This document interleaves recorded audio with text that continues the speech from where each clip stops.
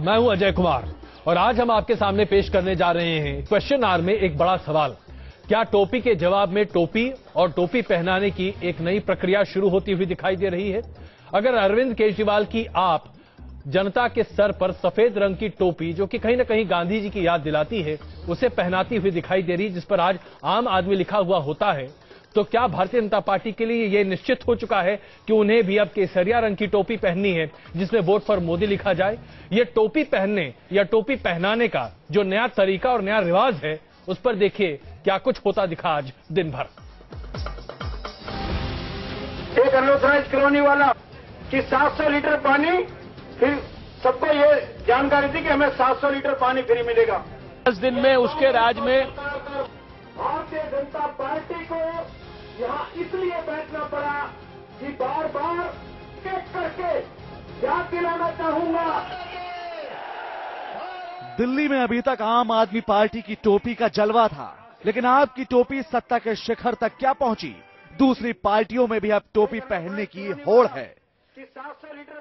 BJP की ये भगवा टोपी निकली है केजरीवाल के खिलाफ। आम आदमी पार्टी और बीजेपी की टोपी में सिर्फ रंग का ही फर्क है। आपकी टोपी पर जहां मुझे स्वराज चाहिए और मैं भी आम आदमी लिखा होता है, वहीं बीजेपी कार्यकर्ताओं ने अपनी टोपी पर मोदी फॉर इंडिया का स्लोगन लिखा है।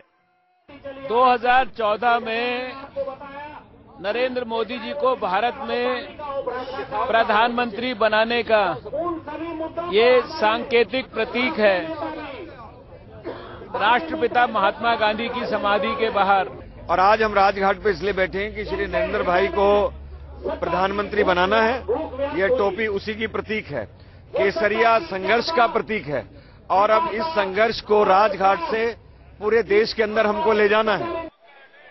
राजनीति की क्लिनिक में जनता की नब्ज समझने में नाकाम रहे डॉक्टर साहब भले ही भगवा टोपी के बचाव में कई तर्क दे रहे हों, लेकिन हकीकत यही कि बीजेपी कार्यकर्ताओं के सिर पर दिखाई दे रही ये टोपी भी आम आदमी पार्टी की कामयाबी का ही इफेक्ट है। आम आदमी पार्टी को सत्ता में आने के बाद उनकी कथनी याद दिलाते हुए भारतीय जनता पार्टी ने राजघाट पर धरना प्रदर्शन किया और आम आदमी पार्टी की कथनी और करनी में बड़ा अंतर बताते हुए इसे जनता के साथ धोखा करार दिया। दिल्ली में सत्ता से चूकी बीजेपी पलटवार की तैयारी में है। मुद्दा है करप्शन का और इल्जाम है केजरीवाल पर। कॉमनवेल्थ घोटाले के मुद्दे पर निशाना बनाकर बीजेपी आम आदमी पार्टी और कांग्रेस दोनों के गठजोड़ को घेर रही है। राजघाट पर आज यह धरना भारतीय जनता पार्टी का आम आदमी पार्टी को ये ध्यान दिलाने के लिए है कि उन्होंने जो राजघाट पर कस्में खाई थी भ्रष्टाचार और महंगाई को लेकर, आज उसके बारे में उन्होंने कोई भी कदम उठाने से साफ मना कर दिया है। उन्होंने कहा था कि जिस कांग्रेस के खिलाफ उनको भ्रष्टाचार के मुद्दे उठाने थे, चाहे वो कॉमनवेल्थ गेम्स में मुख्यमंत्री शीला दीक्षित के खिलाफ था। केजरीवाल के शपथ लेने के 13 दिन के भीतर ही बीजेपी सड़कों पर उतर आई है। आखिर बीजेपी की धड़कनें बढ़ना भी लाजमी है। दिल्ली में केजरीवाल के प्रयोगों ने भगवा नेताओं को सोचने पर मजबूर कर दिया है कि अगर झाड़ू के सफाई से बचना है तो केजरीवाल को उन्हीं के अंदाज में जवाब देना होगा। Team news nation. तो आखिरकार भारतीय जनता पार्टी करती हुई क्या दिखाई दे रही है? क्या आपसे आज भारतीय जनता पार्टी को इतना डर लग रहा है? क्या केजरीवाल भारतीय जनता पार्टी को और कांग्रेस को इतना डरा रहे हैं कि दोनों अपनी नीतियों और रणनीति में बदलाव करते दिखाई दे? इसी पर चर्चा आज हम कर रहे हैं। हमारे साथ विशिष्ट मेहमान मौजूद हैं। उर्मिलेश जी वरिष्ठ पत्रकार हमारे साथ हैं। शेष नारायण जी भी हमारे साथ मौजूद हैं। हमारे साथ आप पार्टी से राघव चड्ढा जी जुड़ रहे हैं। समित पात्रा बीजेपी से हमारे साथ हैं और कांग्रेस के नेता बरखा सिंह जी इस वक्त हमारे साथ हैं। आप सबका स्वागत है। और हमारे स्टूडियो में कुछ बीजेपी के कार्यकर्ता और साथ ही साथ आप पार्टी के कार्यकर्ता भी मौजूद हैं कि आखिरकार क्या स्थिति बनती दिखाई दे रही है, सबसे करेंगे चर्चा। लेकिन आइए एक और रिपोर्ट आपके सामने पेश करते हैं। क्या भारतीय जनता पार्टी को वाकई में आपसे डर लग रहा है? क्या आप आज भारतीय जनता पार्टी के नेताओं को उनकी सोच को बदलने के लिए इतना प्रेरित कर रही है कि आप पार्टी और आपकी सोच को खुद भारतीय जनता पार्टी अपनी बताने लगी है? टोपी तो एक जैसी हो गई, क्या रणनीति भी वही हो जाएगी?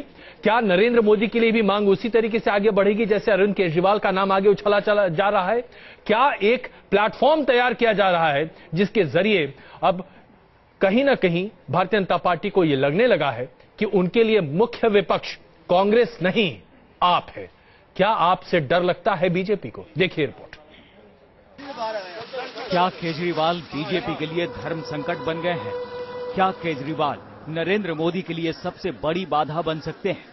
न्यूज नेशन और C4 के सर्वे के बाद तो कम से कम यही लगता है। सर्वे में न्यूज नेशन ने पूछा था कि क्या केजरीवाल मोदी की राह में रोड़ा बन सकते हैं। इसके जवाब में करीब 41% लोगों का जवाब हां में था। जाहिर है आंकड़ा बड़ा है और डरना भी जरूरी है। बीजेपी की सबसे पहली कोशिश उन बड़े चेहरों को जोड़ने की है जो करप्शन के खिलाफ खड़े हुए। पूर्व आर्मी चीफ VK सिंह पहले ही मोदी का गुणगान कर चुके हैं। अब तेज तर्रार IPS से अन्ना की साथी और फिर केजरीवाल की विरोधी बनी किरण बेदी भी मोदी के साथ खड़ी है। हमारे पास जो सेकंड ऑल्टरनेटिव है वो है बीजेपी, और उसका नेतृत्व आज कर रहे हैं जो बीजेपी का नेतृत्व एज प्राइम मिनिस्टरियल कैंडिडेट वो है नरेंद्र मोदी। और वो 3 बारी गुजरात के चीफ मिनिस्टर सक्सेसफुली रह चुके हैं। उन्होंने सरकार चलाई है, दिखा दिया है, उनके पास आइडियाज हैं, आप उनको सुनो तो सही। बीजेपी ही नहीं, पूरा संघ परिवार आपके असर से खौफजदा है।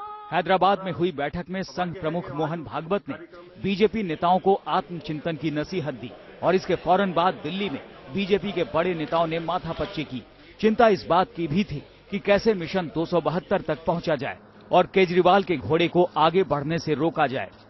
बीजेपी ने 17 से 19 जनवरी तक मिशन मोदी चलाने का ऐलान किया है। साथ ही 2 तेज तर्रार संघ प्रचारकों को भी मिशन 2014 में लगा दिया गया है।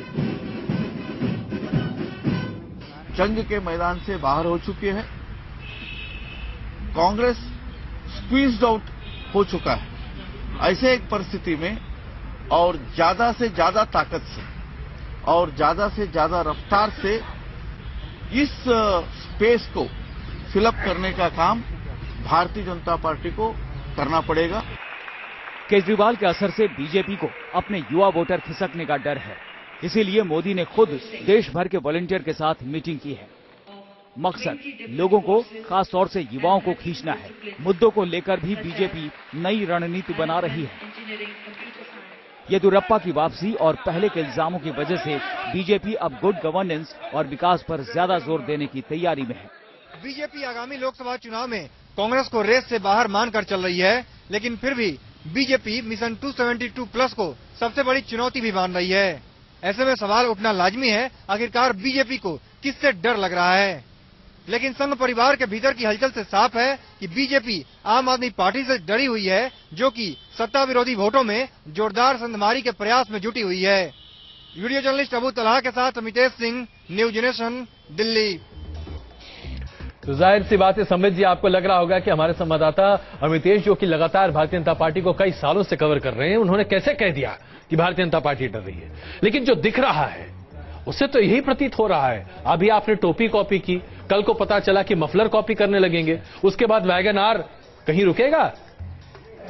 राजनीति में पहली बात तो है, आप मुझे देख के कह नहीं सकते हैं कि बीजेपी डरा हुआ है, मगर महत्वपूर्ण विषय है। देखिए, राजनीति में फ्राइट और प्रिपेयर्डनेस, डर और जो प्रिपेयर्डनेस होती है, इन दोनों के बीच एक डिफरेंस देखने की आवश्यकता है।